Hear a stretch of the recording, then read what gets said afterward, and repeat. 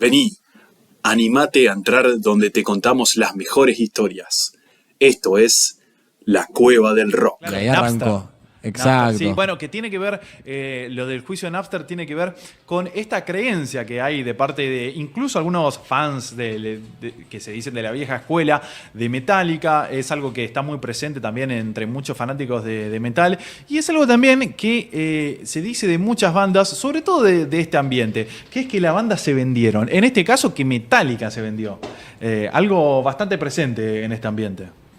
Sí, uno puede llegar a pensar eso o decirlo en base a la cuestión de que pasa mucho de pensar que cuando una banda llega a cierto alcance de popularidad es, bueno, que te estás dedicando a cuestiones más comerciales, empezás a tocar en estadios, empezás a tocar en festivales, capaz no tan apegados, o sea, no sé, tocar en un Lollapalooza.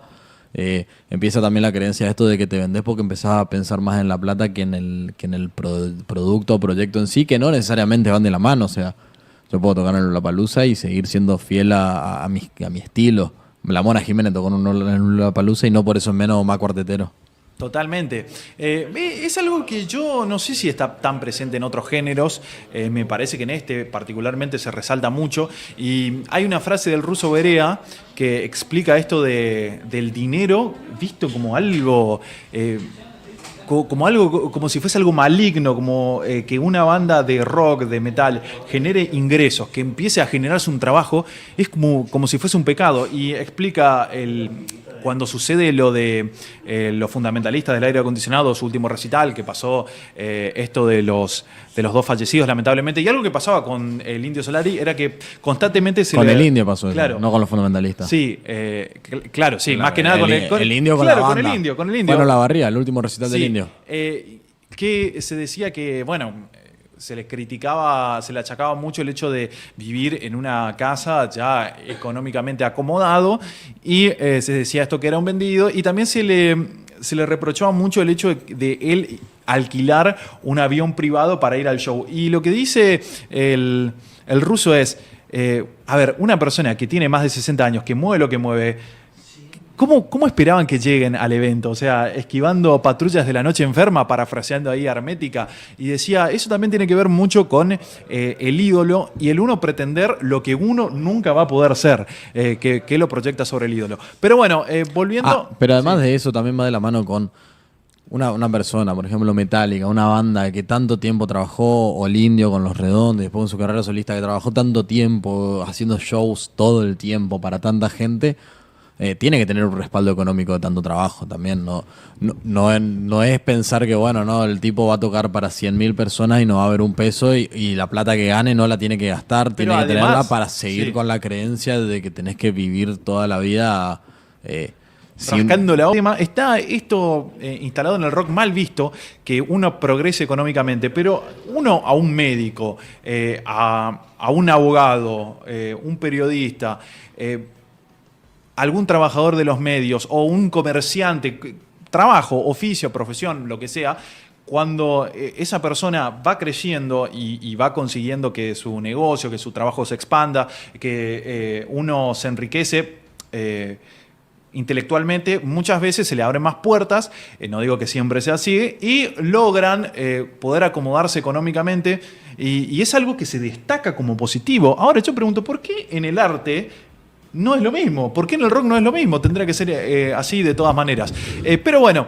Igual lo que yo creo que se juzga, por ejemplo, en el caso de Metallica, capaz no es tanto esto de la cuestión económica, sino capaz que cierto cambio dentro de lo musical, cierto cambio dentro de lo que es el aspecto también, que tiene mucho que ver con el metalero, que digamos, esto de la fidelidad a la forma estética que tienen frente al resto.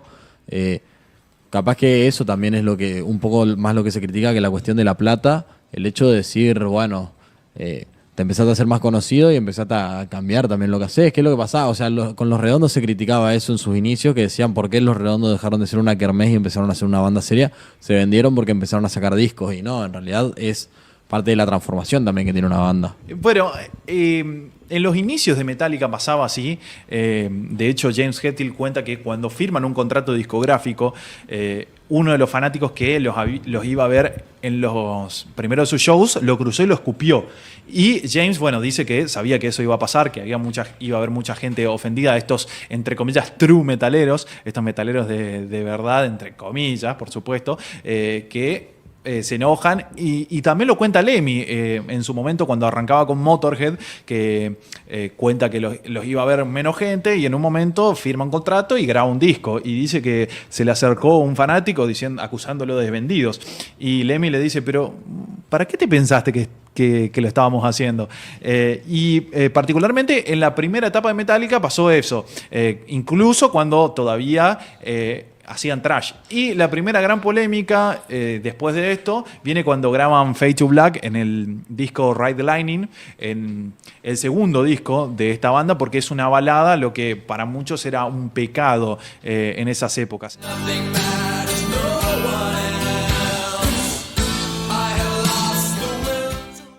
Para. ¿Vos me estás diciendo que te gusta el video, pero no le pusiste me gusta ni estás suscripto? ¿Qué estás esperando? Dale, te dejamos unos segundos. ¿Ahora sí? Bueno, seguimos con el video. Y además, al poco tiempo, Metallica saca un videoclip. Y había una polémica entre el sector del thrash metal, el thrash metal que surge muchas veces como contraposición al glam metal, que era mucho más frívolo, mucho más un rock visto de una manera bastante comercial y una postura de la vida bastante superficial. Y muchos creían que el hecho de hacer videoclip los ponía en ese mismo lugar de las bandas de glam metal. Para mí no tiene nada que ver. Y esa fue quizás la primera gran polémica de esta banda, que fue una de las pioneras de este subgénero del thrash metal en la década de los 80. Y después el momento fuerte también donde muchos le recriminaban esto de haberse vendido al establishment, fue cuando en el año 1991 sacan el disco que no tiene nombre, pero se lo conoce como el álbum negro por la portada. Un disco en el que abandonan quizás el thrash más crudo, ese sonido potente, ese machaque que tenían en sus primeros discos, y lo mezclan más con el heavy metal y tienen un sonido que era un poquito más disfrutable para grandes audiencias, y es por eso también creo que tiene que ver que este disco tiene tanta popularidad e incluso llegaron en listas a ser el número 1. Black Album y Nevermind de Nirvana, perdón. Fueron esos dos momentos cumbres del fin de los 80 y el principio de los 90, de esta nueva ola del heavy metal y del grunge. Eso fue una de las polémicas. Y después, otra de las grandes polémicas fue en los dos siguientes discos, cuando sacan Load y Reload, que aquí ya el metal, si bien está presente, está un poco más al costado. Aparecen canciones como Fuel, una canción de hard rock.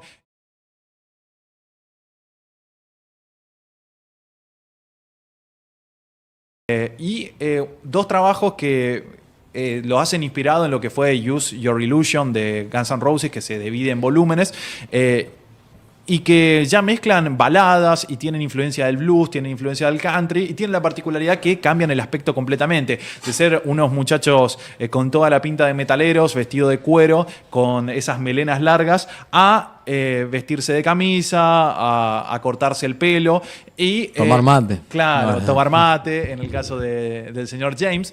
Y esto fue algo que no le gustó mucho a los fanáticos, pero también era remarcado en medios de comunicación. La Rolling Stone, un medio que cabe destacar que no es un medio de música, no es un medio de rock, es un medio de interés general. Hacia donde van las tendencias va la Rolling Stone, cabe destacar, tanto en el formato original como en el formato argentino.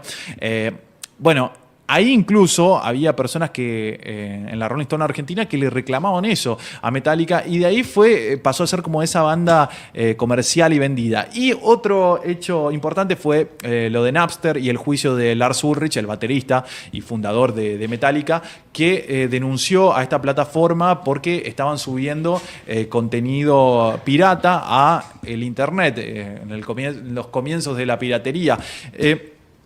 Algo que incluso fue criticado fuertemente por algunos de los colegas, teniendo en cuenta que Metallica ya era un super emporio, era una super empresa, no era solamente una banda, era una banda que había vendido millones de discos, que hacía giras mundiales, que llenaba estadios por todo el mundo, ya estaban acomodados económicamente, y el hecho de hacer este juicio lo que hacía era instalar una barrera entre la gente que por ahí no tenía la plata para comprar el disco, y bueno, quizás en este caso yo creo que fue un gesto innecesario, una acción innecesaria de parte de Lars Ulrich, una ambición desmedida.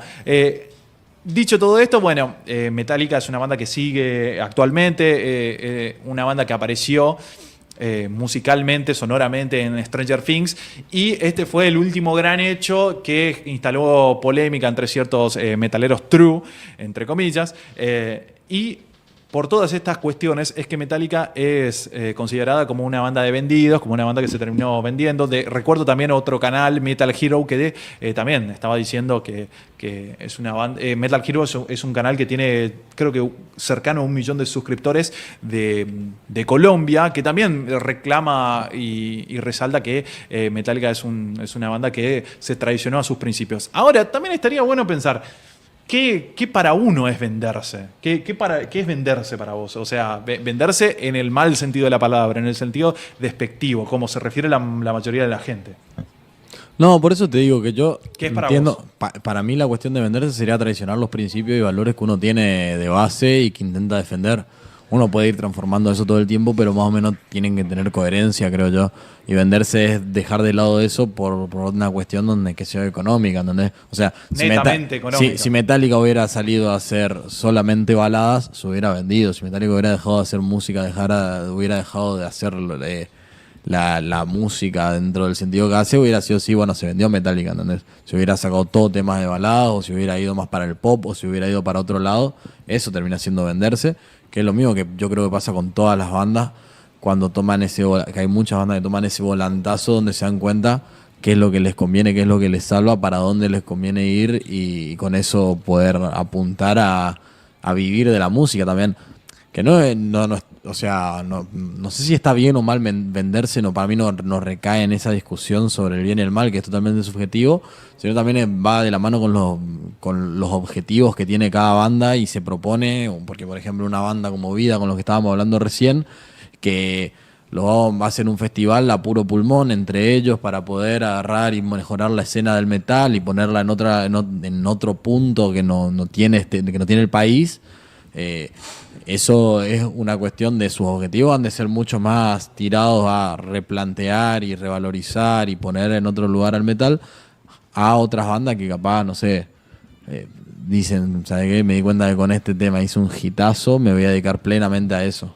Claro, yo creo que el venderse pasa en el mal sentido de la palabra, en el sentido despectivo de la palabra, por traicionar uno de sus principios, por dejar los méritos artísticos de lado y priorizar quizás la tendencia, el pegarla, el únicamente perseguir un fin monetario.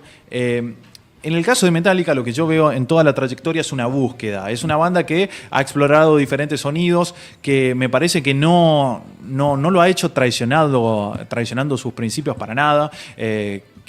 Por ahí yo creo que pasa que uno tiene una concepción de que una banda va a ser ese sonido que escuchó en su adolescencia y lo idealiza demasiado, pero eso me parece que tiene que ver con el error de uno. No digo que todas las bandas sean así, por supuesto que hay artistas que me parece que se han traicionado y todo eso. No creo que sea el caso de Metallica, porque se ve una búsqueda genuina, se ve una coherencia en cuanto a la postura que tuvieron en un principio de ir en contra de todos esos clichés y esa frivolidad, esas bandas superficiales, ese contenido anodino, ese contenido bastante pobre de bandas que le habían pegado de glam metal, es algo que lo mantiene líricamente y filosóficamente la banda. Sí, por supuesto hubo cambio de sonido y hubo mejores y peores discos. El Sign Angel yo creo que fue quisieron innovar en el new metal y le salió de muy mala manera. Tuvo que ver también con un momento muy flojo de la banda en relaciones interpersonales, pero creo que han tenido la suerte, y tiene que ver muchísimo también con su trayectoria y su esfuerzo, porque es una banda ya de los años 80, y que además fue pionera en un género y en una movida como lo fue el thrash metal, que sigue siendo influyente hasta hoy, y que únicamente es tildada de eso por quizás valores que los pone, o ideas que tienen gentes que piensa que la banda tiene que ser como uno quiere ser, pero hay veces que los artistas tienen una búsqueda personal que va más allá de mantenerse siempre en lo mismo, en lo que hicieron en un principio, y eso creo que es lo que hace a grandes artistas y lo que hace a una excelente banda como Metallica. Así que para mí no son vendidos para nada y son excelentes músicos. ¿Te gustó el video?